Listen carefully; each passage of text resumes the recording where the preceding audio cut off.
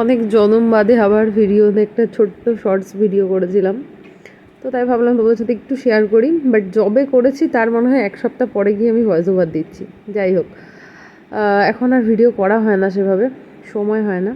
তো দেখো, বহু দিন হয়ে গেছে আমি চুলটা কাট করা হয় না। সেই গত বছর পুজোর আগে মনে হয় কেটেছিলাম হাবড়ায় হাবিবস থেকে। তা আমি না ভাবি যে চুলটাকে একটু বড় করব, কিন্তু আমার এমন কাটিং আর চুলটা এতটাই পাতলা, বড় করলে একদম ভাল লাগে না।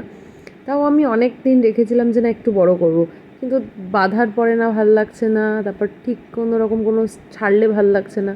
তাই ভাবলাম না থাক, আর এটাকে মায়া করে লাভ নেই, কেটেই ফেলি। আমার যেমন কাটিং সবসময় আমার থাকে তেমনই থাক। প্রায় 1.5 বছর বাদে চুলটাকে কাট করলাম আবার। আর আমি যেমন কাটিং করি তেমনই করেছিলাম। এখন প্রায় কাটিং হয়ে গেছে, আর একটু সামান্য কিছু বাকি আছে। তো তখনই একটা ছোট্ট শর্টস তোমাদের সাথে জাস্ট শেয়ার করলাম। আর এবার তো রাজারহাট থেকেই কেটেছি, এবার আর হাবড়াতে যাওয়া হয়নি। চলো, আজকের ভিডিওটাই পর্যন্তই, টাটা।